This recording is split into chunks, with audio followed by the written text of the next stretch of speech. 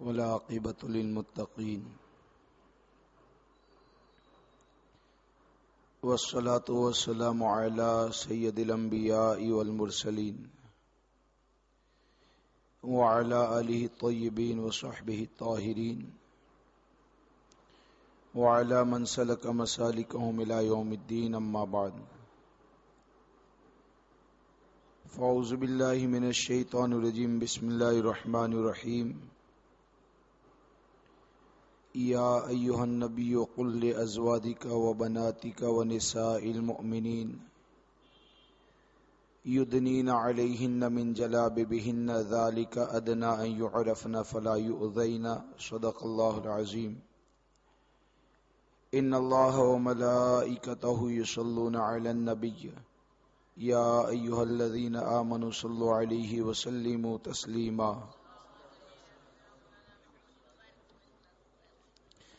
اللہم صل علی سیدنا ومولانا محمد عدد ما فی علم اللہ، صلاة دائمۃ بدوام الملک اللہ، صلی اللہ تعالی علیہ وسلم۔ معزز سامعین کرام و رفیقان گرامی، آج کی اس محفل میں سیدہ فاطمۃ الزہرا رضی اللہ تبارک و تعالی عنہا کی سیرت کے وہ پہلو جس میں آپ نے پردے کا اہتمام کیا اور رہتی دنیا تک کی عورتوں کو اس بات کا درس دیا کہ اگر دنیا اور آخرت میں کامیاب ہونا چاہتی ہیں تو میرے طریقے کے اوپر چلیں اور میرے طریقے کے اوپر عمل کریں۔ آپ تمامی حضرات مجھ سے زیادہ باخوبی طور پر واقف ہیں کہ اگر دین سے دوری کہی جائے تو دین سے دوری، اور اگر یہ کہا جائے کہ دنیا کی محبت تو دنیا کی محبت۔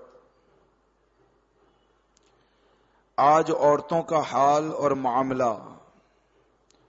جو پایا جاتا ہے وہ کسی سے پوشیدہ نہیں ہے کہ آج ہمارے ہی خاندان کی نوجوان لڑکیاں دین سے اتنی زیادہ دور ہو چکی ہے کہ اگر ان کو پردے کے لیے کہا جائے کہ شرعی طور پر پردہ کریں، اپنے بال اور چہرے کو چھپائیں، تو بہت سے خاندان کی لڑکیوں کا جواب یہ ہوتا ہے کہ پردہ کروا کر ہم کو قید کر دیا جاتا ہے۔ حالانکہ قرآن مقدس نے بھی ہم کو حکم دیا ہے، آقا کائنات صلی اللہ تعالی علیہ وسلم نے بھی ہم کو تعلیم عطا فرمائی، اور خود حضرت سیدہ فاطمۃ الزہرا رضی اللہ تبارک و تعالی عنہا و ارضاہ عنہا نے بھی اس بات کا درس دیا۔ دیکھیے قرآن مقدس میں اللہ تبارک و تعالی ارشاد فرماتا ہے، یا ایھا النبی، اے غیب کی خبریں دینے والے نبی، قل لازواجک، آپ اپنی بیویوں کو حکم دیں، وبناتک، اور اپنی لڑکیوں کو حکم دیں، ونساء المؤمنین، اور تمام مسلمان عورتوں کو حکم دیں، یدنین علیہن من جلابیبہن، کہ وہ چادر کا ایک حصہ اپنے چہرے پر ڈالی رہے،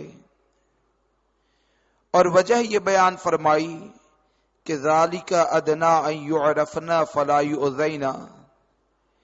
یہ اس سے قریب تر ہے، یعنی اگر چادر کا حصہ اپنے چہرے پر ڈالی رہے گی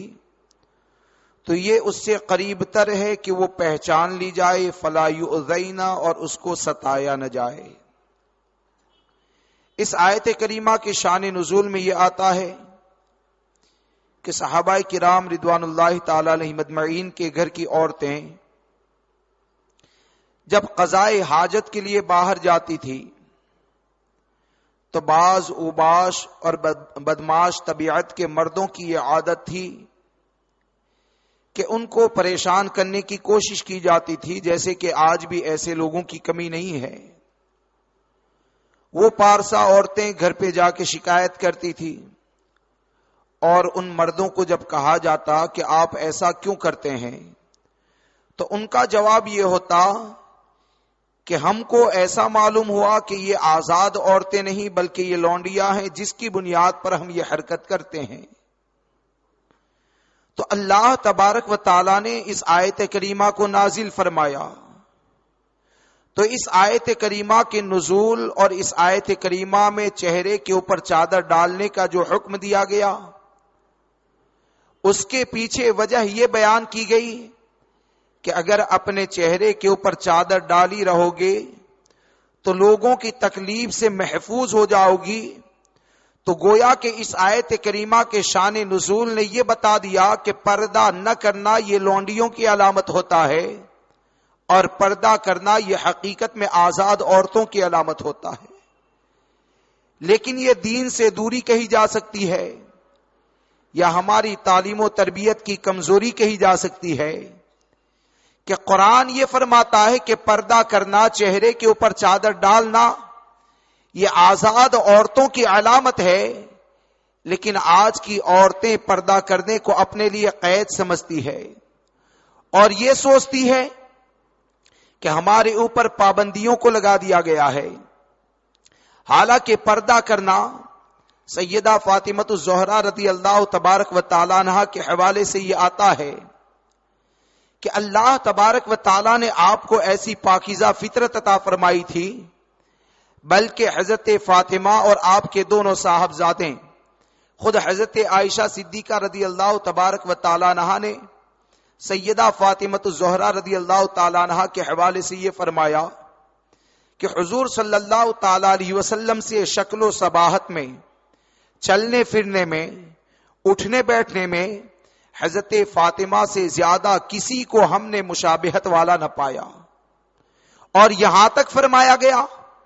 کہ حضرت فاطمہ کا پورا وجود ایسا تھا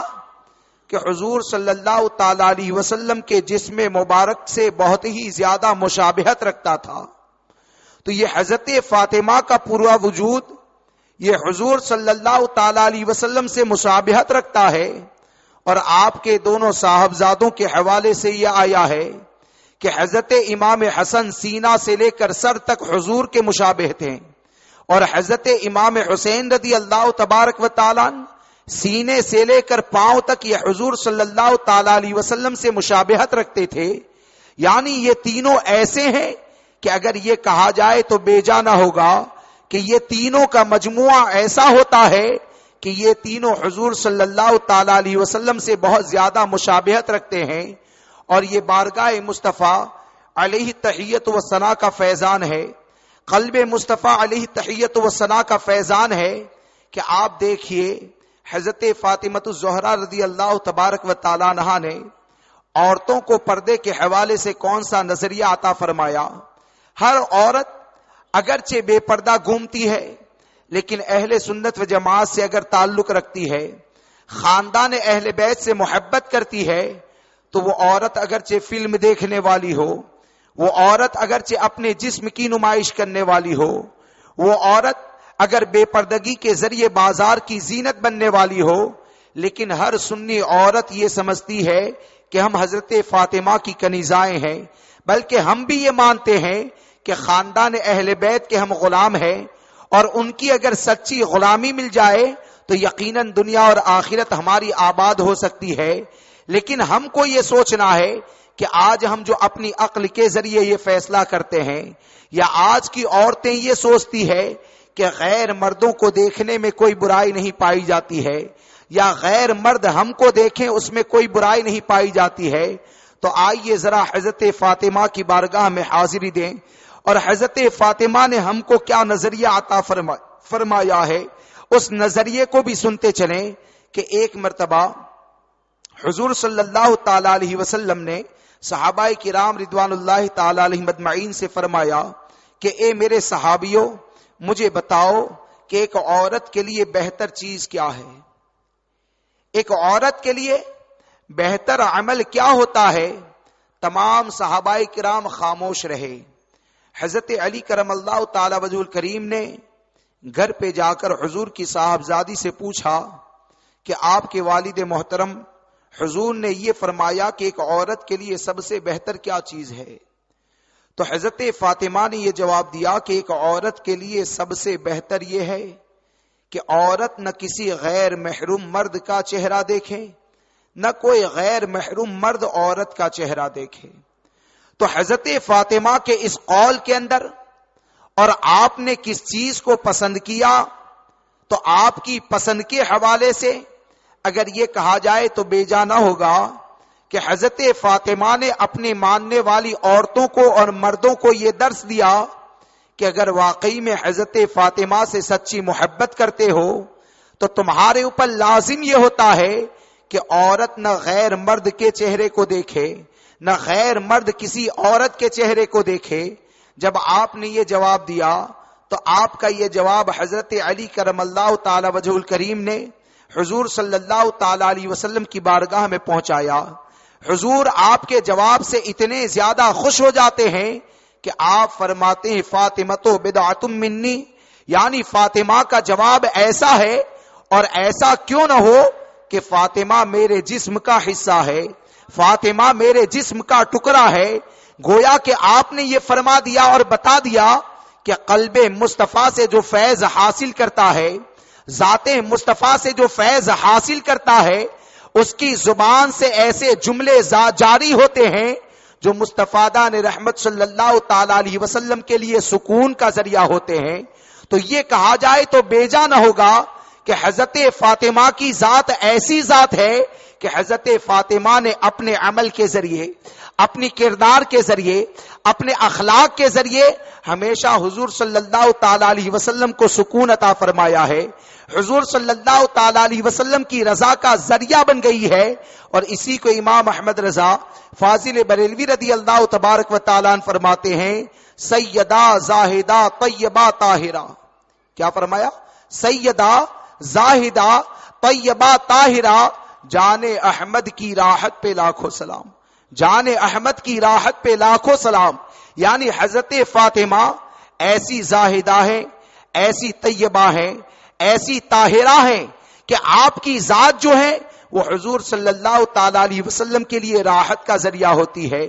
آپ کے لیے سکون کا ذریعہ ہوتی ہے. تو حضرت فاطمہ الزہرا نے ہم کو یہ درس دیا کہ چاہے مرد ہو چاہے عورت ہو، ہر کسی کے لیے لازم اور ضروری یہ ہوتا ہے کہ وہ اپنے لیے پردے کا اہتمام کریں، غیر مردوں کو دیکھنے سے بچیں، غیر مرد غیر عورت کو دیکھنے سے بچیں. بلکہ حضرت فاطمہ الزہرا رضی اللہ تبارک و تعالیٰ عنہا کا پردہ، اللہ اکبر، اتنا عظیم پردہ ہوتا ہے کہ آپ کے بارے میں ہی یہ آتا ہے کہ حضور صلی اللہ تعالی علیہ وسلم کے وصال کے بعد آپ کے چہرے کے اوپر سے مسکراہٹ غائب ہو گئی تھی، آپ کبھی مسکراتی نہیں تھی. لیکن حضرت اسماء بنت امیس رضی اللہ تعالیٰ عنہ کے حوالے سے آتا ہے کہ ایک مرتبہ حضرت فاطمہ نے ان سے یہ کہا کہ مجھے اس بات کا غم ہے کہ پوری زندگی تو میں نے پردے کا اہتمام کیا، غیر مردوں سے میں نے اپنے جسم کو بچایا، اپنے لباس کو بچایا، لیکن مجھے غم اور افسوس یہ ہے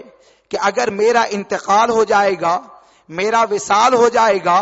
تو میرے کفن کے اوپر غیر مردوں کی نظر پڑے گی. تو حضرت اسماء بنت امیس نے یہ کہا کہ میں نے حبشہ کے اندر یہ دیکھا ہے کہ وہاں پر اگر ڈولی بنائی جاتی ہے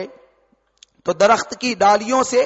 اس کو اس طرح تیار کرتے ہیں کہ اگر اس کے اوپر کپڑے کو ڈال دیا جائے تو کفن نظر نہیں آتا ہے، لاش مبارک نظر نہیں آتی ہے. تو حضرت فاطمہ نے فرمایا میرے لیے ایسا جنازہ تیار کر کے دکھاؤ. تو جب حضرت اسماء بنت امیس نے آپ کو ایسا جنازہ تیار کر کے دکھایا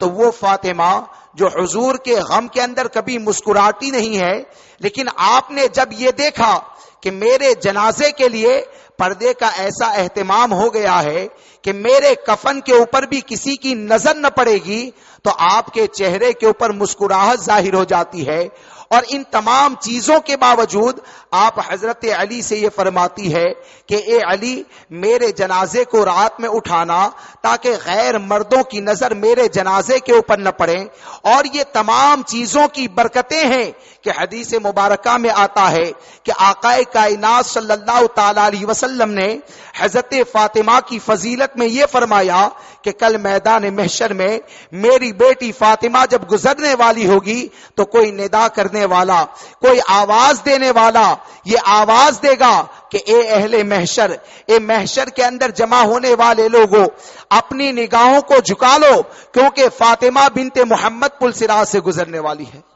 کیونکہ فاطمہ بنت محمد پل صراط سے گزرنے والی ہے. گویا کہ حضرت فاطمۃ الزہرا رضی اللہ تبارک و تعالی عنہا نے ایسے پردے کا اہتمام فرمایا اور انہی عظمتوں کو سیدی اعلی حضرت امام احمد رضا فاضل بریلوی رضی اللہ تبارک و تعالیٰ یوں بیان فرماتے ہیں، جس کے آنچل کو نہ دیکھا مہو مہر نے. کیا فرمایا؟ جس کے آنچل کو نہ دیکھا مہو مہر نے اس ردائے نزاہت پہ لاکھوں سلام. یعنی حضرت فاطمہ کا چہرہ تو چہرہ ہے.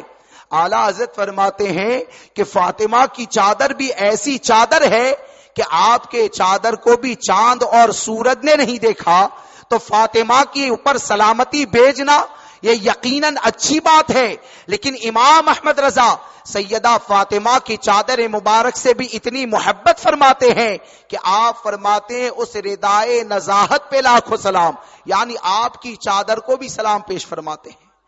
تو یہ حضرت فاطمۃ الزہرا رضی اللہ تبارک و تعالی عنہا و ارداہ عنا کی سیرت اور آپ کا کردار ہے. اب آپ یہاں پر تھوڑی دیر کے لیے یہ سوچیں اور اپنے حالات اور ماحول کا جائزہ لیں کہ ہمارے خاندان میں جو لڑکیاں ہیں، ہمارے خاندان میں جو عورتیں ہیں، آخر آج کا مرد کون سا کردار ادا کر سکتا ہے کہ جس کی بنیاد پر ہم اپنی لڑکیوں کی تربیت اور پرورش ایسی کر پائیں کہ جس کی بنیاد پر اس کی زندگی میں سیدہ فاطمہ کا کردار جھلکتا نظر آئے. تو آج کی لڑکیوں کا اعتراض یہ ہوتا ہے کہ آج عالم ہیں یا جو بھی پرہیزگار لوگ ہیں تو ان کا کہنا یہ ہوتا ہے کہ علماء کی جماعت جو ہیں وہ عورتوں کو قید کرنا چاہتے ہیں. زمانہ ترقی کر رہا ہے، اس لیے ہم کو بھی ایسا کرنے دینا چاہیے کہ ہم بھی مردوں کے شانہ بشانہ ہو کر چلیں، ہم بازار کی زینت بنیں. تو ان کے اعتراض کو ختم کرنے کی صلاحیت ہم کو اسلام نے عطا فرمائی ہے، لیکن شرط یہ ہے کہ آپ اسلام کا مطالعہ کریں. اللہ تبارک و تعالیٰ نے جو قانون ہم کو عطا فرمایا ہے اس کا مطالعہ کیا جائے. ہمارے خاندان کے اندر جو نوجوان لڑکیاں ان چیزوں کے اوپر اعتراض کرتی ہے ان کو یہ بتانے کی ضرورت ہے کہ بیٹا اسلام نے تم کو غلام نہیں بنایا ہے، اسلام نے تم کو قید نہیں کر دیا ہے، بلکہ تاریخ کو اٹھا کر دیکھو کہ حضور صلی اللہ تعالی علیہ وسلم کی بعثت سے پہلے آپ دنیا میں جب تشریف لائے اس سے پہلے جو لڑکی پیدا ہوتی تھی تو اس کا حال یہ ہوتا تھا کہ اس کو قبر کے اندر زندہ دفنا دیا جاتا تھا. میرے آقا صلی اللہ تعالی علیہ وسلم نے لڑکی کو اتنی زیادہ عظمت عطا فرمائی اپنی بیٹی فاطمہ سے محبت کر کے کہ میں نے اپنی بیٹی فاطمہ سے محبت کی ہے. کوئی بھی آدمی اگر میرے طریقے کو دیکھتے ہوئے اگر اپنی لڑکی سے محبت کرتا ہے تو لڑکیوں سے محبت کرنا یہ میرے آقا صلی اللہ تعالی علیہ وسلم کی سنت ہے. تو جس لڑکی کو زندہ دفن کر دیا جاتا تھا حضور صلی اللہ تعالی علیہ وسلم نے لڑکی کی پرورش کے اوپر جنت کی بشارت عطا فرمائی. جو لڑکی اگر جوان ہو جاتی تھی تو اس کا حال یہ ہوتا تھا کہ مردوں کی عیاشی کا ذریعہ بن جاتی تھی. مرد اس کے ساتھ عیاشی کرتے تھے، اس کو یوز کر دیتے تھے، اس کے بعد پھینک دیا جاتا تھا. لیکن میرے آقا صلی اللہ تعالی علیہ وسلم نے نوجوان لڑکیوں کو یہ عظمتیں عطا فرمائی کہ اگر اس کا نکاح کر دیا جائے اور اس کا شوہر اگر اس کے ساتھ بہتر سلوک کرتا ہے تو میرے آقا یہ فرماتے ہیں خیرکم خیرکم لأہلی، تم میں سے بہتر وہ ہے جو اپنے گھر والوں کے لیے بہتر ہوتا ہے. اب جوانی سے جب وہ بڑھاپے کی منزل منزل کی طرف جاتی ہے، اس کا حسن زوال ہو جاتا ہے، اس کا حسن ختم ہو جاتا ہے۔ تو زمانہ جاہلیت کے اندر یہ معاملہ تھا کہ حسن زائل ہو جائے، جب حسن ختم ہو جائے تو جو مرد عورت کے جسم سے فائدہ اٹھاتے تھے، جو مرد عورت کے جسم سے لذتیں حاصل کرتے تھے، اس عورت کا حسن ختم ہو جانے کے بعد اس کا حال یہ ہوتا تھا کہ اس کو کوئی پوچھنے والا نہیں پایا جاتا تھا، اس کی کوئی خبر گیری کرنے والا نہیں پایا جاتا تھا، اس لیے کہ اس وقت اگر مرد کو محبت تھی تو عورت کے جسم کے ساتھ محبت تھی، عورت کی جوانی کے ساتھ محبت تھی، تو جب تک مرد کی نظریں اس کے اوپر مائل رہتی تھی وہ اس سے فائدہ اٹھاتا تھا۔ لیکن میرے آقا صلی اللہ تعالی علیہ وسلم نے عورت کو اتنی عظمتیں عطا فرمائی کہ اے عورتوں کی جماعت، اگرچہ تمہارا حسن زائل ہو جائے، اگرچہ تم ایسی پوزیشن کے اندر پہنچ جاؤ کہ تم اپنی حاجت کے لیے چارپائی سے اٹھ بھی نہیں سکتی ہو، لیکن میں نے تمہارے لیے ایسی جماعت کو کھڑی کر دیا ہے اور یہ فرما دیا ہے الجنت تحت اقدام الامہات، یعنی جنت ماں کے قدموں تلے ہوا کرتی ہے۔ تو اسلام نے عورت کو غلام نہیں بنایا ہے بلکہ ایسی عظمت عطا فرمائی ہے کہ اگر بچی پیدا ہو جائے اور اس کی صحیح تربیت کی جائے تو لڑکی ہمارے لیے جنت میں جانے کا ذریعہ ہے۔ جوان ہو جائے تو شوہر اپنی کمائی کو اس کے اوپر قربان کرتا ہے، اور بڑھی ہو جائے تو وہ اتنی عظیم ہوتی ہے کہ اللہ اس کے خدمت کے بدلے میں لڑکوں کو جنت عطا فرماتا ہے۔ اللہ تبارک و تعالی آج ضرورت اس بات کی ہے کہ ہم کو ضرورت اس بات کی ہے کہ ہم اپنی لڑکیوں کی صحیح سمت پر تربیت کریں، ان کو یہ بتائیں کہ اسلام نے تم کو غلام نہیں بنایا ہے، اسلام نے تم کو ایسی پابندیاں عطا فرمائی ہے جن پابندیوں کی بنیاد پر اللہ تبارک و تعالیٰ تم کو جنت کی ابدی نعمتیں عطا فرمائے گا۔ اور یہ لڑکیاں یقیناً بہت زیادہ عظیم ہیں، لڑکیوں کی فضیلت یہ یقیناً بہت زیادہ ہے، اس لیے کہ ہمارا عقیدہ تو یہ ہے کہ جو بھی چیزیں اللہ نے حضور صلی اللہ تعالی علیہ وسلم کو عطا فرمائی ہے وہ تمام چیزیں بہتر ہی ہوا کرتی ہے، تمام چیزیں بہتر ہی ہوا کرتی ہے۔ تو لڑکیوں کی فضیلت اور لڑکیوں کی عظمت اور لڑکیوں کا مقام و مرتبہ اللہ تبارک و تعالیٰ کی بارگاہ میں کتنا بلند ہوگا کہ اللہ تبارک و تعالیٰ نے اپنے محبوب کو سب سے زیادہ اولاد میں لڑکیاں عطا فرمائی ہے، اپنے محبوب صلی اللہ تعالی علیہ وسلم کو سب سے زیادہ اولاد میں لڑکیاں عطا فرمائی ہے۔ تو آج ضرورت اس بات کی ہے کہ حضرت فاطمہ الزہرا رضی اللہ تبارک و تعالی عنہا کی سیرت کے پہلو کے اوپر غور کیا جائے، ہماری لڑکیوں کی، ہماری اولاد کی آخر کیسے تربیت کریں جس کی بنیاد پر ہماری اولاد زنا کے راستے کی طرف جانے سے بچ جائے، برائیوں کی راہوں کی طرف جانے سے بچ جائے۔ تو یقیناً حضرت فاطمہ الزہرا رضی اللہ تبارک و تعالی عنہا کی تربیت کا آپ جائزہ لیں اور ان کو آپ دیکھیں۔ حضرت امام حسن رضی اللہ تعالیٰ عنہ فرماتے ہیں، اور یہ تو فطری چیز ہے کہ بچہ جس چیز کو دیکھتا ہے اس ماحول میں وہ ڈھلتا ہے اور اسی کے مطابق اس کی عادتیں اور خصلتیں بنتی ہے۔ حضرت امام حسن رضی اللہ تبارک و تعالیٰ عنہ فرماتے ہیں کہ میں نے اپنی والدہ محترمہ کو دیکھا کہ مکان کے جس حصے میں وہ نماز پڑھتی تھی تو ہمیشہ ان کا حال یہ تھا کہ فجر کا وقت ہو جاتا تھا اور آخر میں آپ دعا کرتی تھی تو امت محمدی صلی اللہ تعالی علیہ وسلم کی مغفرت کے لیے دعا فرماتی تھی۔ حضرت امام حسن فرماتے ہیں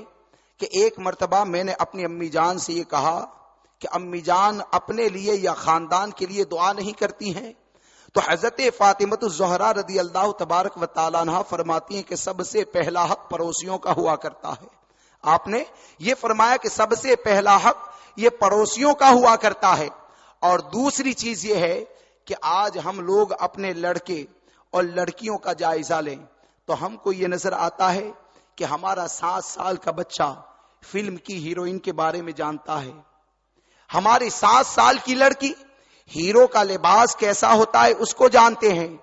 اور آج ماحول یہ ہو گیا ہے کہ لڑکی اگر 9 سال کی عمر میں قدم رکھتی ہے تو معاذ اللہ رب العالمین وہ زنا کے راستے کی طرف جانے کی کوشش کرتی ہے۔ باپ یہ سوچتا ہے کہ میری بچی ابھی چھوٹی ہے، میری بچی ان گناہوں کے اندر ملوث نہیں ہو سکتی ہے، لیکن لڑکیاں یہ غلطی کرتی ہوئی نظر آتی ہے. آخر یہ کس کی کمزوری ہے؟ کل میدان محشر میں یہ کس کو پکڑا جائے گا؟ آج ہماری اولاد بھی ہے. اللہ تبارک و تعالیٰ نے سیدہ فاطمہ کو بھی اولاد عطا فرمائی تھی کہ جب اللہ تبارک و تعالیٰ نے اس آیت کریمہ کو نازل فرمایا وَإِن مِّنكُمْ إِلَّا وَارِدُهَا كَانَ عَلَى رَبِّكَ حَتْمًا مَّقْضِيًّا، تو جب یہ آیت کریمہ نازل ہوئی تو حضور صلی اللہ تعالی علیہ وسلم اپنی امت کے غم میں رونے لگے. صحابہ کرام نے آپ کو روتے ہوئے دیکھا تو آپ سے غلبہ محبت کی بنیاد پر وہ بھی رونے لگتے ہیں. لیکن حضور صلی اللہ تعالی علیہ وسلم جب خاموش نہیں ہوتے ہیں، آپ کا رونا بند نہیں ہوتا ہے، تو صحابہ کرام نے یہ سوچا کہ حضرت فاطمہ الزہرا رضی اللہ تبارک و تعالی عنہا کو بلایا جائے، اس لیے کہ آپ کی واحد ذات ایسی ذات ہے کہ حضور کتنی بھی پریشانی میں ہو، اگر اپنی بیٹی فاطمہ کا چہرہ دیکھ لیتے ہیں تو ان کے چہرے کے اوپر مسکراہٹ آ جاتی ہے. تو حضرت فاطمہ کو حضرت سلمان فارسی بلانے کے لیے گئے. حضرت فاطمہ آئی. آنے کے بعد حضور کی بارگاہ میں عرض کیا ابا جان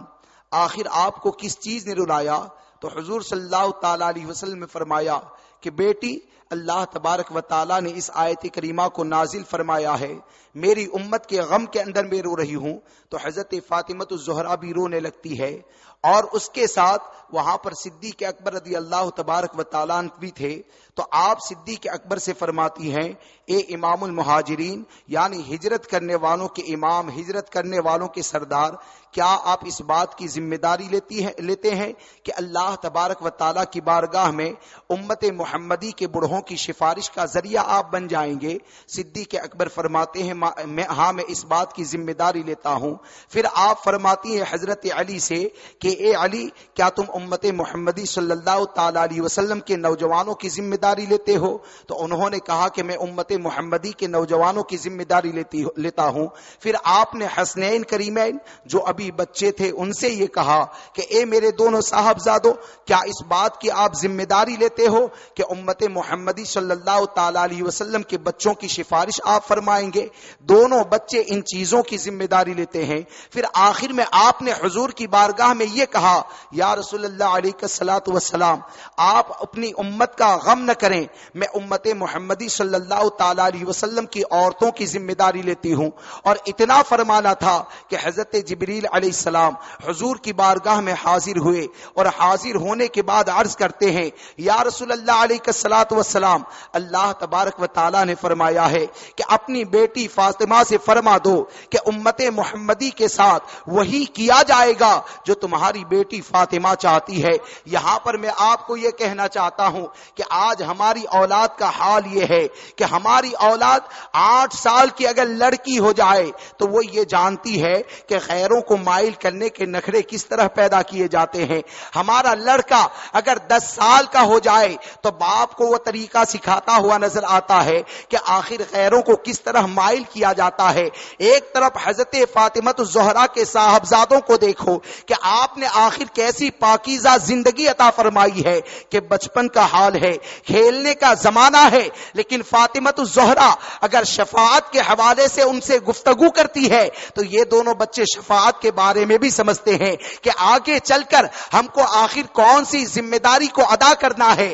آج آپ لوگ یہ سوچتے ہیں، آج ہم لوگوں نے یہ سوچ لیا کہ ہم اپنی لڑکیوں کو آزاد کر دینا، یہ باپ ہونے کا حق ادا کرنا ہے. وہ لڑکیاں جوان ہونے کے بعد ہمارے لیے ذلت کا ذریعہ بن جاتی ہے، ہمارے لیے بے عزتی کا ذریعہ بن جاتی ہے. لیکن ہم نے یہ نہیں سوچا کہ لڑکیوں کے ساتھ جہاں پر نرمی کی جاتی ہے، لڑکے کے ساتھ جہاں پر نرمی کی جاتی ہے، وہاں پر بعض موقع ایسے بھی آتے ہیں کہ ان کے ساتھ سختی کا بھی حکم دیا گیا ہے، ان کے ساتھ سختی کا بھی حکم دیا گیا ہے. مثال کے طور پر، اور یہ سوچنا کہ ان لوگوں کے ساتھ سختی کرنا یا ان کو برائی سے روکنا یا اگر ضرورت پڑ جائے تو ان کو مارنا یہ ظلم ہے. تو آپ مجھے ایک بات بتائیں، ہم تمام حضرات اپنی اولاد سے محبت کرتے ہیں نا؟ ہم اپنی اولاد سے محبت کرتے ہیں، جان بوجھ کر کبھی اس کو سوئی مارنا یہ ہم پسند نہیں کرتے ہیں، بلکہ ہر ایسی چیز کو اپنی اولاد سے دور رکھتے ہیں جو اس کے لیے نقصان کا ذریعہ ہوتی ہے. لیکن اگر ہمارے لڑکے یا لڑکی کو اگر بخار آ جائے تو انجیکشن کا سہارا لیتے ہیں کہ نہیں؟ حالانکہ ہم کو پسند نہیں ہے، کڑوی دوائی کا بھی سہارا لیا جاتا ہے۔ آخر کس لیے؟ اس لیے کہ ہم جانتے ہیں کہ یہ جس بیماری کے اندر گرفتار ہے تو اس بیماری کا علاج یہ ہے کہ انجیکشن کے ذریعے فائدہ ہوگا، کڑوی دوائی کے ذریعے فائدہ ہوگا۔ تو اگر اولاد ہماری تیار نہ ہوتی ہو پھر بھی ہم اس کے اوپر سختی کرتے ہیں۔ آنکھ بدل کر اگر پی سکتی ہے تو آنکھ بدل کر پلاتے ہیں، اگر اس طرح بھی نہ پیے تو مار کر پلاتے ہیں، اگر اس طرح بھی نہ پیے تو پکڑ کر پلاتے ہیں۔ کس لیے؟ اس کی وجہ یہ ہے کہ باپ یہ جانتا ہے کہ یہ دوائی پلانا ہماری اولاد کی شفا کا ذریعہ ہوتا ہے۔ تو یاد رکھو کہ جس طرح دنیا کی تکلیف سے بچانے کے لیے اولاد کی ضرورت کے لیے اس کے اوپر سختی کرنا یہ اس کی جسم کی شفا کا ذریعہ ہوتا ہے، اسی طرح اگر ہم کو یہ پتا چل جائے کہ ہماری اولاد بدنگاہی کی شکار ہو رہی ہے، ہماری اولاد فلمیں دیکھنے کی عادی ہو رہی ہے، ہماری اولاد بے راہ روی کی شکار ہو رہی ہے، تو یقیناً ان کے اوپر پابندیاں لگا دینا، ان کے اوپر سختی کر دینا یہ ظلم نہیں ہوتا ہے، بلکہ جس طرح دوائی کا پلا دینا یہ اس کی شفا کا ذریعہ ہوتا ہے، اسی طرح شریعت کی پابندی کے لیے اس کے اوپر سختی کر دینا یہ دوزخ سے نجات کا ذریعہ ہوا کرتا ہے، یہ دوزخ سے نجات کا ذریعہ ہوا کرتا ہے۔ آج یہ زنا کی وبا ہمارے درمیان کتنی زیادہ پھیل چکی ہے یہ ہم تمامی حضرات اچھی طرح جانتے ہیں۔ سیدہ فاطمۃ الزہرا رضی اللہ تبارک و تعالی عنہا کی سیرت کو اٹھائیے اور آپ کی سیرت کا جائزہ لیں۔ آج لڑکی ہمارے خاندان کے اندر پیدا ہو جائے اور پیدا ہونے کے بعد وہ جوانی کی دہلیز کے اوپر قدم رکھتی ہے تو ہماری اولاد کو یہ معلوم نہیں ہوتا ہے کہ ہمارے بچپن کا مقصد کیا ہے۔ اگر جوان ہو جائے تو جوان لڑکی کو یہ نہیں پتا چلتا ہے کہ ہماری جوانی کا مقصد کیا ہے۔ اگر اس کا نکاح کر دیا جاتا ہے تو نکاح کو وہ صرف اتنی ہی اہمیت دیتی ہے کہ یہ جسمانی تمناؤں کو پورا کرنے کا ذریعہ ہے۔ آج کا نوجوان نکاح کو صرف اتنی اہمیت دیتا ہے کہ یہ جسمانی خواہشات کی تسکین کا ذریعہ ہوتا ہے، لیکن نکاح کے مقصد کے بارے میں ہم کو پتا نہیں ہوتا ہے۔ اور اسی لیے نکاح کے بعد آج ہمارے درمیان جو معاملات پیدا ہو جاتے ہیں وہ یہ ہوتے ہیں کہ لڑکی اگر اپنے باپ کے گھر پر شکایت کرنے کے لیے آئے اور شوہر کے بارے میں اگر بتائے کہ شوہر ہماری ضرورت کو پورا نہیں کرتا ہے، شوہر اپنے گھر کے اندر غربت کی بنیاد پر کام والی کو نہیں رکھ سکتا ہے،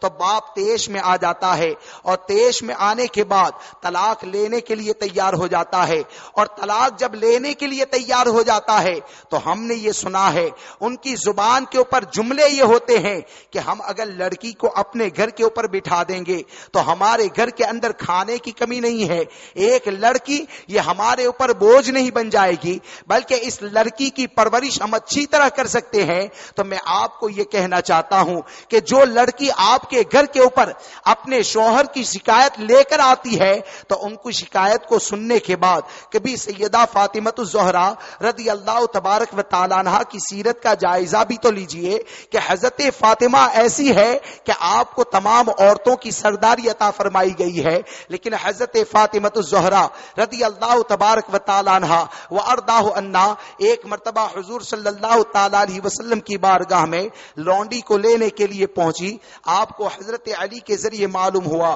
کہ حضور کی بارگاہ میں بہت سے قیدی آئے ہیں جنگ کے اندر کامیابی ملنے کی بنیاد پر۔ تو جب آپ وہاں پر پہنچی تو حال یہ ہوا کہ حضور صلی اللہ تعالی علیہ وسلم گھر پہ نہیں تھے، تو آپ حضرت عائشہ سے اپنا مدعا آنے کا مقصد بیان کرتی ہے اور مقصد بیان کرنے کے بعد آپ نکل جاتی ہے۔ حضور صلی اللہ تعالی علیہ وسلم کو جب یہ بات معلوم ہوئی تو آپ خود حضرت فاطمۃ الزہرا رضی اللہ تبارک و تعالی عنہا کے گھر کے اوپر جاتے ہیں اور گھر کے اوپر جانے کے بعد حضرت علی اور فاطمہ کے درمیان بستر پر بیٹھ جاتے ہیں اور اپنی بیٹی فاطمہ سے یہ فرمایا کہ اے بیٹی فاطمہ، تم جس غلام کو حاصل کرنا چاہتی ہو، جس لونڈی کو تم حاصل کرنا چاہتی ہو، کیا اس سے بہتر عمل نہ بتاؤں؟ حالانکہ حضرت فاطمہ کی سیرت میں یہ آتا ہے کہ چکی پیستے پیستے آپ کے ہاتھوں میں ایسے چھالے پڑ جاتے تھے کہ خون بہنے لگتا تھا، اور آپ کھانا پکاتے, گھریلو کام کرتے کرتے آپ کے کپڑے بھی کالے ہو جاتے تھے. تو حضور نے یہ فرمایا کہ خادمہ حاصل کرنے سے بہتر تم کو عمل نہ بتاؤں؟ تو حضور صلی اللہ تعالی علیہ وسلم سے حضرت فاطمہ کہتی ہیں آپ ضرور بتائیں. تو آپ نے یہ فرمایا کہ جب بستر اٹھایا جائے اس وقت 33 مرتبہ سبحان اللہ, 33 مرتبہ الحمدللہ اور 34 مرتبہ اللہ اکبر پڑھ لیا کرو. یہ خادم کو حاصل کرنے سے بہتر عمل ہوتا ہے. آپ سوچتے ہوں گے کہ آخر خادم مانگنے میں اور یہ ذکر کرنے میں کون سی مطابقت پائی جاتی ہے؟ تو مفتی احمد یار خان نعیمی فرماتے ہیں کہ گویا کہ حضور صلی اللہ تعالی علیہ وسلم نے اپنی صاحبزادی کو یہ فرمایا کہ اے بیٹی فاطمہ, خادم حاصل کرنے کے ذریعے یا غلام کو حاصل کرنے کے ذریعے تو دنیا کا سکون حاصل کر سکتی ہے, لیکن یہ تسبیح ایسی ہے جو تیرے لیے دنیا میں بھی سکون کا ذریعہ بن جائے گی, آخرت میں بھی سکون کا ذریعہ بن جائے گی. تیرے لیے دنیا میں بھی سکون کا ذریعہ بن جائے گی, آخرت میں بھی سکون کا ذریعہ بن جائے گی. بلکہ آپ دیکھیں حضرت فاطمہ الزہرا رضی اللہ تبارک و تعالیٰ عنہا کے حوالے سے ایسے واقعات اتنی کثرت کے ساتھ ملتے ہیں کہ آپ نے بارہا سنا ہوگا. صرف میں آپ کو نقطہ بیان کرنا چاہتا ہوں. اور درود پاک پڑھ لیجیے, اللہم صلی علی سیدنا و مولانا محمد عدد ما فی علم اللہ صلاۃ دائمۃ بدوام الملک اللہ صلی اللہ تعالی علیہ وسلم. تو حضرت فاطمہ الزہرا رضی اللہ تبارک و تعالی عنہا و ارضاہ عنا اگر حضور صلی اللہ تعالی علیہ وسلم چاہتے تو آپ کو غلام عطا کر سکتے تھے, اس لیے کہ حضور صلی اللہ تعالی علیہ وسلم یہ کسی مجبور کا نام نہیں ہے. امام احمد رضا فاضل بریلوی رضی اللہ تبارک و تعالی عنہ آپ کی شان میں یہ فرماتے ہیں کہ آسماں خواہ زمیں خواہ زمانہ مہماں صاحب خانہ لقب کس کا ہے تیرا تیرا. اور امام احمد رضا فاضل بریلوی رضی اللہ تبارک و تعالیٰ دوسری جگہ پر یوں فرماتے ہیں حضور صلی اللہ تعالی علیہ وسلم کی فاقہ کشی کے حوالے سے کہ آپ نے یہ فرمایا کل جہاں ملک اور جو کی روٹی غذا اس شکم کی قناعت پہ لاکھوں سلام. تو اگر حضور بھی چاہتے تو آپ یہ فرما سکتے تھے, ان کو غلام عطا کر سکتے تھے, لیکن حضور صلی اللہ تعالی علیہ وسلم نے غلام عطا نہیں فرمایا. اس کے پیچھے وجہ یہ ہے کہ آپ نے اپنے خاندان کو اپنی پوری امت کے لیے ایسا درس عمل بنا دیا تھا, ایسا نمونہ عمل بنا دیا تھا کہ جو بھی حضرت فاطمہ کی سیرت کے اوپر عمل کرے گا اللہ تبارک و تعالی اس کو جنت کی نعمتیں عطا فرمائے گا. تو آج ضرورت اس بات کی ہے کہ ہماری بیٹی اگر اپنے شوہر کی تکلیف کی شکایت کو لے کر آتی ہے تو ہم کو یہ چاہیے کہ اپنے شوہر کا مقام اور مرتبہ بتائیں, اس کو یہ بتائیں کہ آقائے کائنات صلی اللہ تعالی علیہ وسلم نے شوہر کی فرمانبرداری کے حوالے سے یہ فرمایا ہے کہ جو عورت نماز پنجگانہ کی پابندی کریں, جو عورت روزہ رکھیں, اپنی شرم اپنی پارسائی کی حفاظت کریں اور اپنی شوہر کی فرمانبرداری کریں, تو ایسی عورت سے کل یہ کہا جائے گا کہ جس دروازے سے چاہے جنت میں داخل ہو جا. اگر یہ تربیت دے دیں تو یقیناً آج ہمارے درمیان یہ طلاق کے معاملات ختم ہو سکتے ہیں. ورنہ یاد رکھیں ہماری تربیت کی کمزوری کی بنیاد پر اگر ہماری لڑکیاں شوہر کی نافرمان ہو جاتی ہے, اگر شوہر کو تکلیف پہنچاتی ہے اور اگر وہ دوزخ میں چلی گئی, تو کل میدان محشر میں اگر ہماری لڑکیوں نے ہمارا دامن پکڑ لیا اور یہ کہہ دیا کہ میری ماں نے مجھ سے شوہر کو تکلیف دینے کے بارے میں تو بتایا, شوہر سے جدائی کے بارے میں تو بتایا, میرے باپ نے مجھے یہ تو طریقہ بتایا کہ اے لڑکی اگر تو میرے گھر پہ آ جائے گی تو میرے اوپر بھاری نہیں پڑے گی, تو یقین جانو یہ لڑکیوں کی ضرورت سے زیادہ محبت کرنا ہمارے لیے بھی دوزخ میں جانے کا ذریعہ بن جائے گا. اور آپ نے اگر اپنی لڑکیوں کو اپنے شوہر کا فرمانبردار بنا دیا تو امام غزالی رحمت اللہ تعالی علیہ نے احیاء العلوم میں ایک بہت پیاری بات ارشاد فرمائی. آپ فرماتے ہیں حضور صلی اللہ تعالی علیہ وسلم کے زمانے میں, حضور صلی اللہ تعالی علیہ وسلم کے زمانے میں ایک شوہر نے اپنی بیوی سے یہ کہا کہ جب تک میں واپس نہ آؤں مکان سے نیچے نہیں اترنا ہے. اور حال اور معاملہ یہ تھا کہ شوہر جو ہے لڑکی کا باپ جو ہے عورت کا باپ وہ پہلی منزل میں رہتا تھا اور شوہر یہ دوسری منزل کے اندر رہتا تھا, اس کا داماد جو ہے وہ دوسری منزل میں رہتا تھا. اب اتفاق ایسا ہوا کہ شوہر سفر کے اوپر چلا جاتا ہے اور اس کا باپ بیمار ہو گیا عورت کا. تو اس عورت نے حضور صلی اللہ تعالی علیہ وسلم کے پاس قاصد بھیجا اور قاصد بھیج کر یہ پوچھا یا رسول اللہ علیہ الصلوۃ والسلام میرے شوہر نے اوپر سے اترنے کے بارے میں منع فرمایا ہے تو میں اپنے باپ کی عیادت کے لیے جاؤں کہ نہیں؟ تو حضور نے فرمایا اپنے شوہر کی فرما برداری کر. یہاں تک کہ اسی بیماری کے اندر باپ کا انتقال ہو جاتا ہے. تو پھر اس عورت نے قاصد بھیجا کہ یا رسول اللہ میرے باپ کا انتقال ہو گیا ہے, کیا میں اپنے باپ کے چہرہ دیکھنے کے لیے میت میں شامل ہو جاؤں؟ حضور نے پھر بھی یہ فرمایا کہ اپنے شوہر کی فرما برداری کر. تو وہ عورت اپنے باپ کی میت کے پاس نہیں جاتی, حالانکہ اس کا باپ نیچے کی منزل پہ رہتا ہے اور اس کی لڑکی اوپر والی منزل پہ رہتی ہے. تو جب اس نے اپنے شوہر کی یہ فرما برداری کی تو حضور صلی اللہ تعالی علیہ وسلم نے اس کے باپ کو دفن کر دینے کے بعد قاصد کے ذریعے یہ بتایا کہ جا کر اس عورت کو یہ کہو کہ اللہ تبارک و تعالیٰ نے تیرے شوہر کی فرما برداری کی بنیاد پر اس کی مغفرت فرما دی ہے. تیرے شوہر کی فرما برداری کی بنیاد پر تیرے باپ کی مغفرت فرما دی ہے. تو ہم کو یہ چاہیے کہ اپنی لڑکیوں کی تربیت ایسی کریں, اپنی لڑکیوں کی پرورش ایسی کریں جس کی بنیاد پر اللہ تبارک و تعالیٰ اس کو ہمارے لیے سامان آخرت بنا دے, ہمارے لیے جنت میں جانے کا ذریعہ بنا دے. ورنہ یقین جانے جس انداز میں آج ہماری تربیت کا ماحول پایا جاتا ہے, اور خاص کر کے باپ یہ جانتا ہے کہ ہماری لڑکیاں جسم کی نمائش کرتی ہے, باپ یہ جانتا ہے کہ ہماری لڑکیاں یہ بے پردگی کا شکار ہو گئی ہے, اس کے باوجود بھی اس کو پردہ نہیں کرواتے ہیں, تو یقیناً یہ ہمارے لیے بہت بڑی وبا ہے. اللہ تبارک و تعالیٰ نے قرآن مقدس میں ایک جگہ پر نگاہ کے حوالے سے یہ فرمایا قل للمؤمنات یغضضن من ابصارهن ويحفظن فروجهن, یعنی اے محبوب صلی اللہ تعالی علیہ وسلم آپ مسلمان عورتوں کو حکم فرمائے یغضضن من ابصارهن کہ اپنی نگاہوں کو جھکائی رہے, ويحفظن فروجهن اور اپنی پارسائی کی حفاظت کریں. اور مردوں کے لیے بھی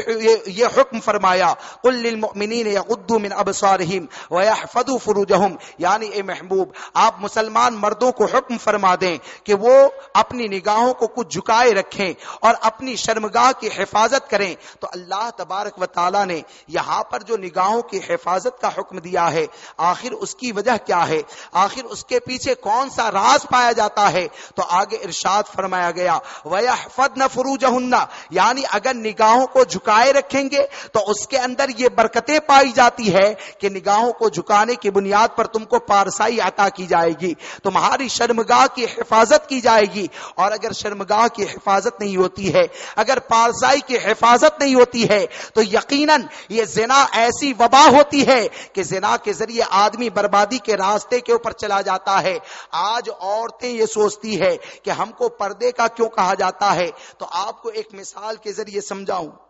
کہ آپ دیکھیے کہ انسان کی فطرت میں خوبصورتی کو پسند کرنا یہ پایا جاتا ہے. انسان کی یہ فطرت ہے کہ میں ہوں کوئی بھی ہو خوبصورت چیز کو ہمیشہ پسند کرتا ہے. اور دنیا کے اوپر اگر آپ غور کریں تو آپ کو یہ نظر آئے گا کہ آپ دکان کے اوپر جب سامان خریدنے کے لیے جاتے ہیں تو کوئی بھی عورت کوئی بھی مرد ایسے سامان کے اوپر کبھی ہاتھ نہیں رکھتا ہے کہ جس سامان کے اوپر میل وغیرہ ہو, مٹی وغیرہ ہو. اس لیے کہ ہماری فطرت میں یہ ہے کہ ہم خوبصورت چیز کو ہی پسند کرتے ہیں. اور اللہ تبارک و تعالیٰ نے عورت کو فطری طور پر حسن عطا فرمایا ہے. اب آپ کو کوئی چیز پسند آ جائے, آپ کو اگر کوئی چیز پسند آ جائے تو حال اور معاملہ یہ ہوتا ہے کہ یا تو آپ اس کو خریدنے کی کوشش کریں گے, آپ اس کو خریدنے کی کوشش کریں گے, اور اگر خرید نہیں پائے تو کم سے کم آپ کے دل کے اندر یہ تمنا ہوگی کہ جب بھی میرے پاس مال آئے گا میں اس کو حاصل کروں گا. دو چیزیں ہیں, یا تو آپ خریدیں گے, اور اگر خریدنے کی طاقت نہیں ہے تو اپنے دل کے اندر یہ تمنا ہوگی کہ جب بھی مجھے مال حاصل ہوگا میں اس کو حاصل کروں گا. تو ٹھیک اسی طرح سمجھیں کہ عورت کو جب اللہ تبارک و تعالیٰ نے حسن عطا فرمایا ہے اور اگر وہ بے پردہ بازار کے اندر نکلتی ہے تو یقیناً حال اور معاملہ یہ ہوتا ہے کہ مردوں کی نگاہیں اس کو حاصل کرنے کی کوشش کرتی ہے. اگر مرد نے اس کو حاصل کر لیا اور دونوں اگر راضی ہو جاتے ہیں اور معاذ اللہ رب العالمین اگر زنا کے اندر گرفتار ہو جاتے ہیں تو یہ ایسی وبا ہوتی ہے کہ آقا کائنات صلی اللہ تعالی علیہ وسلم نے زنا کے حوالے سے یہ ارشاد فرمایا کہ جس بستی میں سود اور زنا ظاہر ہو جائے تو گویا کہ اس بستی والوں نے اپنے اوپر اللہ کے عذاب کو حلال کر لیا ہے. اللہ اکبر. آپ سوچیں اللہ تبارک و تعالیٰ کے عذاب کو حلال کرنا کسے کہا جاتا ہے؟ آج اگر ہمارے سورت کے اندر باڑھ آ جائے،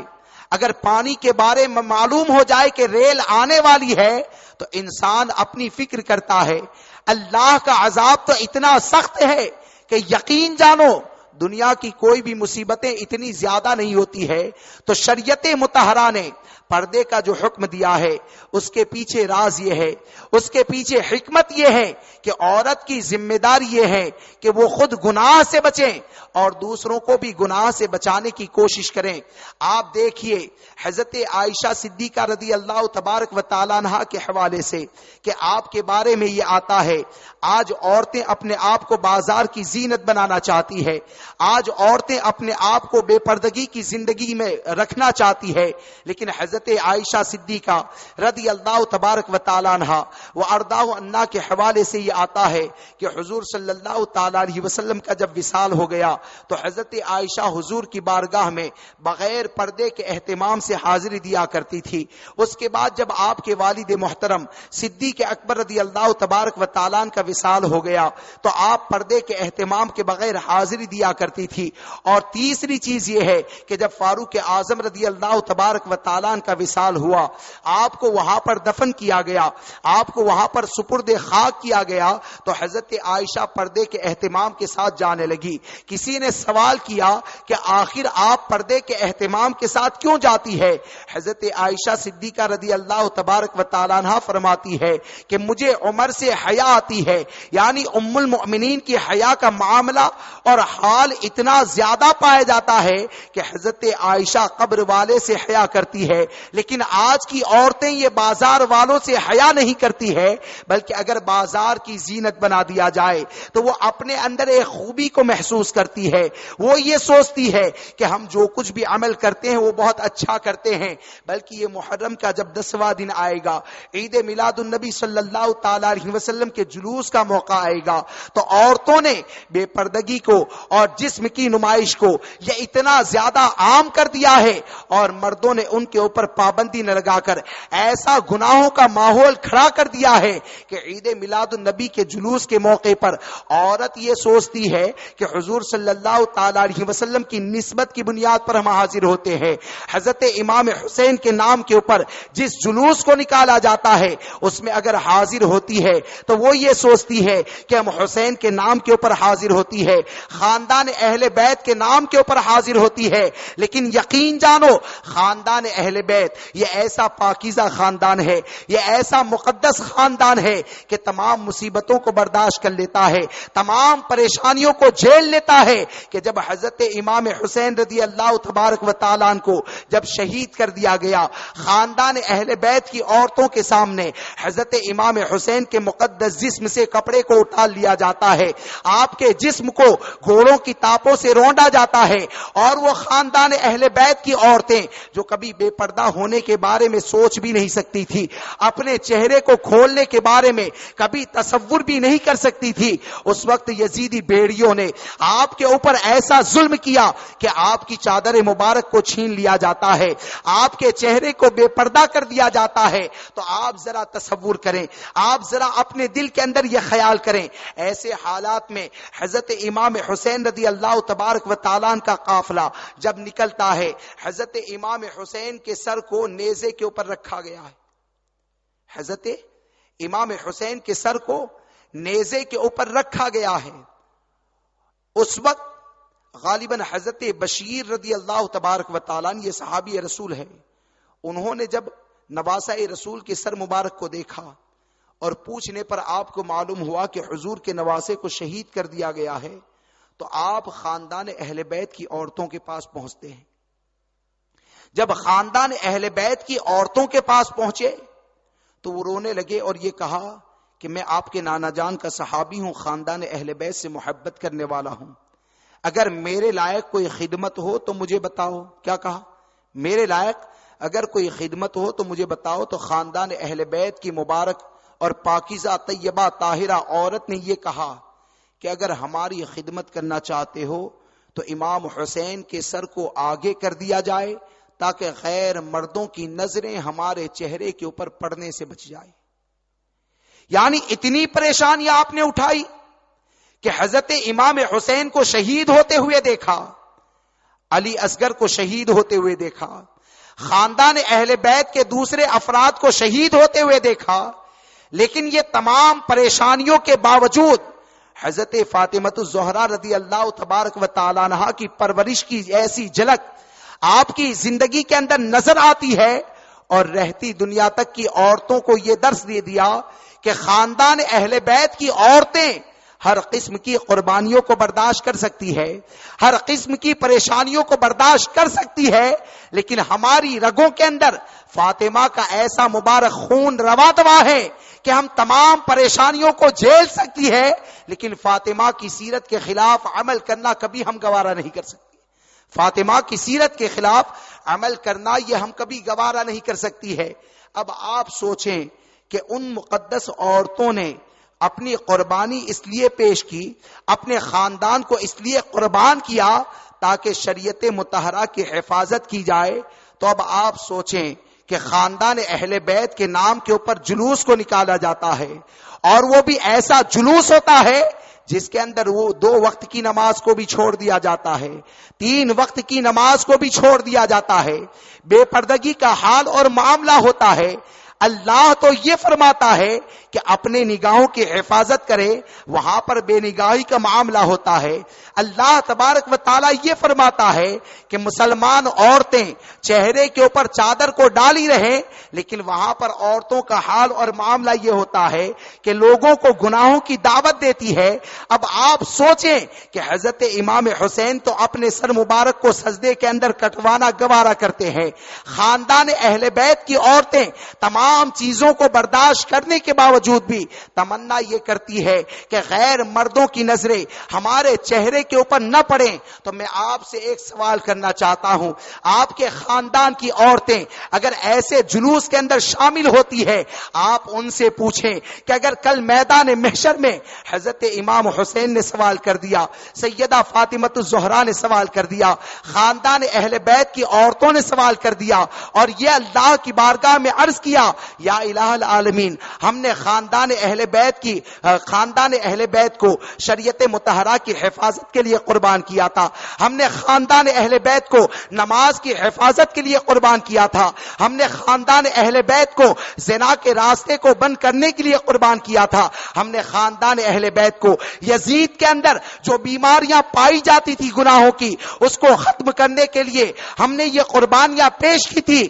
لیکن یہ ایسی جماعت پیدا ہو گئی جو ہم سے محبت کا دعویٰ کرتی تھی، لیکن ہمارے نام کے اوپر زنا کے دروازے کو کھول دیا، بے پردگی کے دروازے کو کھول دیا، گناہوں کے ماحول کو گرم کر دیا، تو یقین جانو حسین کی بارگاہ میں ہم کون سا جواب دیں گے؟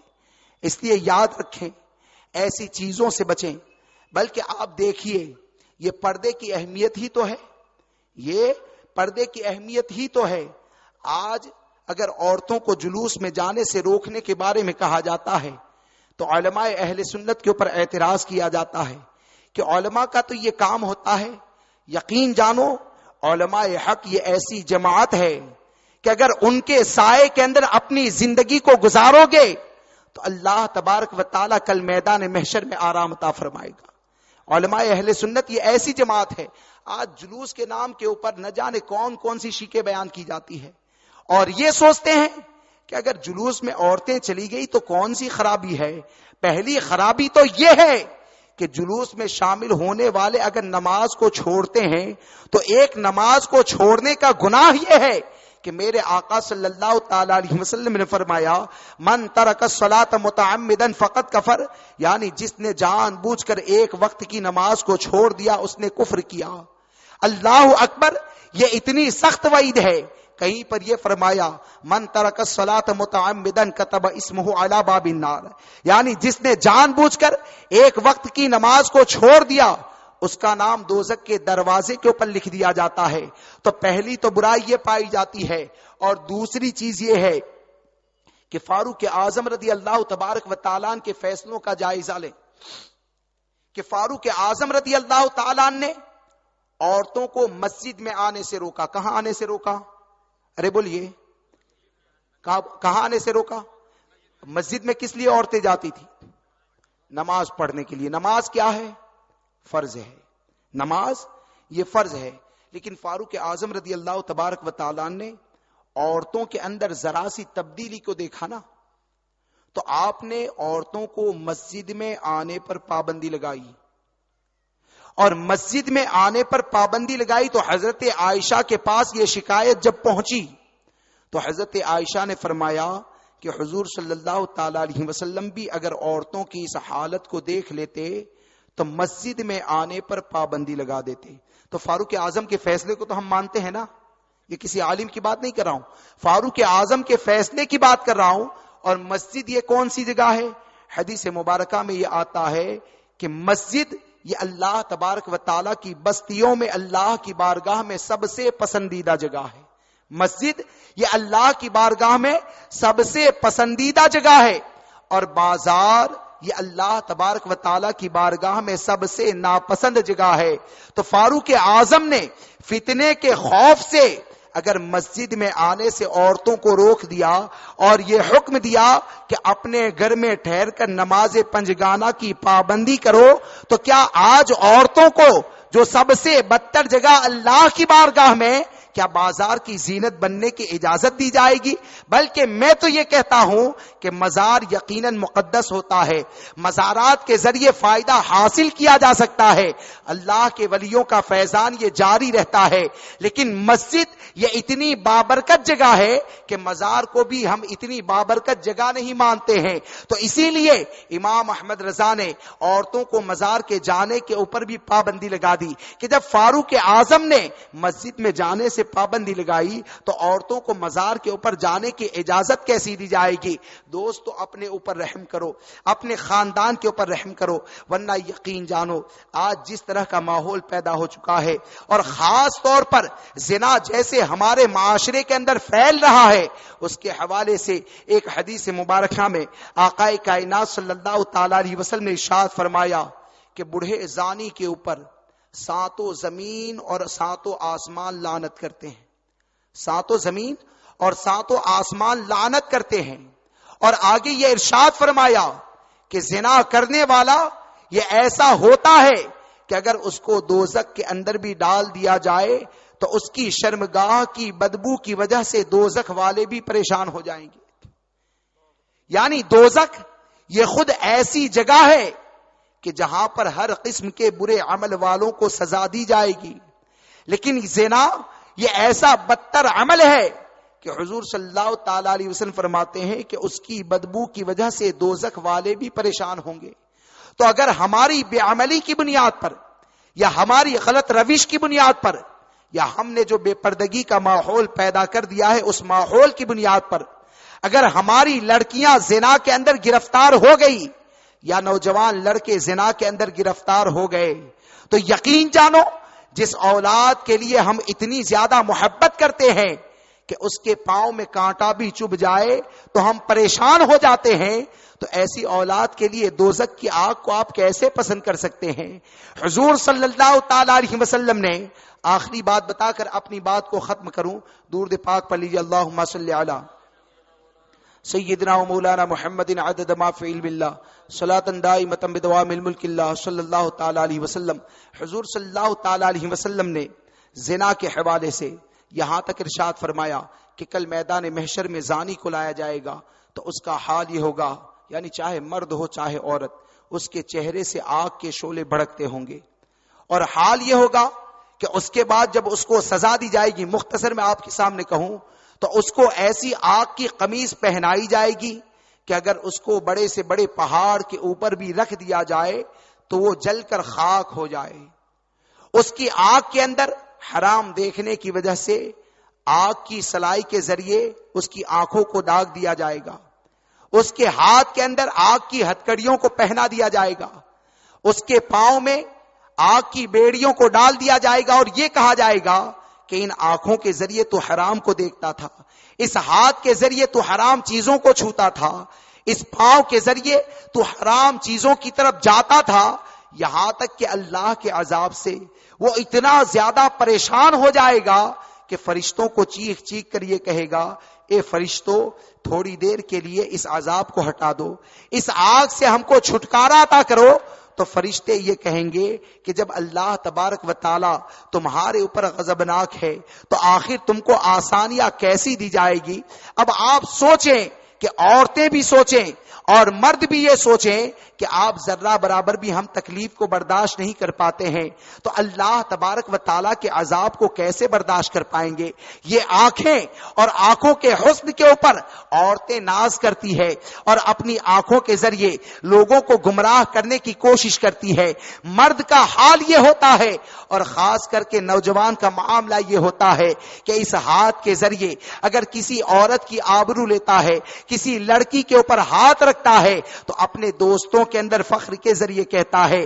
کہ ہم نے اس ہاتھ کے ذریعے حرام کام کو کیا ہے, ہم اس قدم کے ذریعے حرام جگہ کے اوپر گئے تھے. لیکن یاد رکھو اپنے دل کے اندر اللہ تبارک و تعالیٰ کا خوف پیدا کرو. یہ ہاتھ, یہ پاؤں, یہ زبان, یہ آنکھیں, یہ ہمارا پورا وجود آج ہمارے اختیار کے اندر دے دیا گیا ہے, لیکن کل میدان محشر میں اس کا حال یہ ہوگا کہ اللہ تبارک و تعالیٰ فرماتا ہے یوم نختم علی افواہہم, اللہ تبارک و تعالیٰ کل میدان محشر میں منہ کے اوپر مہر کو لگا دے گا. وتکلمنا ایدیہم, اور اللہ کی بارگاہ میں ہمارے ہاتھ گفتگو کریں گے. وتشہد ارجلہم, اللہ کی بارگاہ میں ہمارے پاؤں گواہی دیں گے. لیکن یعنی جن ہاتھوں کے ذریعے ہم نے حرام کاموں کو کیا ہے کل میدان محشر میں ہمارے ہاتھ ہمارے لیے عذاب کا ذریعہ بن جائیں گے, ہمارے پاؤں ہمارے لیے عذاب کا ذریعہ بن جائیں گے. اس لیے ہم کوشش یہ کریں, اور واقعی میں جس طرح کے ہم دنیا کو حاصل کرنے کی کوشش کرتے ہیں اسی طرح ہم یہ چاہتے ہیں کہ اپنے معاشرے کے اندر زنا ختم ہو جائے. تو یہ تمامی لوگ جانتے ہیں کہ زنا یہ بدنگاہی سے پھیلتا ہے, تو خود بھی اس بات کا اہتمام کریں, اپنے گھر والوں سے بھی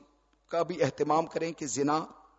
کی طرف جانے کا پہلا ذریعہ جو بری نظر ہے تو بری نظر میں کوئی گرفتار نہ ہو. زنا کا دوسرا ذریعہ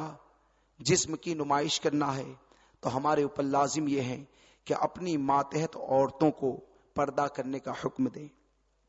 اور ان چیزوں کو تیسرا ذریعہ ٹی وی وغیرہ ہے, تو واقعی میں ہمارے دل کے اندر اگر سچی نفرت ہے تو ہم کو یہ چاہیے کہ ہم ان تمام چیزوں سے بچ جائیں. اور مرد کے لیے صرف اتنا ہی کہنا چاہتا ہوں کہ کسی عورت کی طرف نگاہ اٹھانے سے پہلے یہ سوچو کہ جس طرح ہم اپنی بیٹی کے لیے یہ پسند نہیں کرتے ہیں کہ ہماری لڑکی کے ساتھ کوئی زنا کرے, ہماری ماں کے ساتھ کوئی زنا کرے, ہمارے رشتہ داروں کے ساتھ کوئی زنا کرے, تو اسی طرح اپنے دل کے اندر یہ سوچو کہ غلطی سے بھی اگر پہلی نظر پڑ جائے تو یہ سوچو کہ یہ بھی کسی کی بہن ہوگی, یہ بھی کسی کی بیٹی ہوگی, یہ بھی کسی کی ماں ہوگی, اور پہلی نظر اگر غلطی سے پڑ جائے تو وہ معاف ہے, دوسری نظر کے اوپر گناہ ہوتا ہے. لیکن نظر پڑ جانے کا یہ مطلب نہیں ہے کہ سورج نکلا اس وقت آپ نے نگاہ ڈالی اور سورج غروب ہونے تک لڑکی کو دیکھتے رہو. مطلب یہ ہے کہ جیسے ہی آپ کی نظر اگر عورت کے اوپر پڑ جائے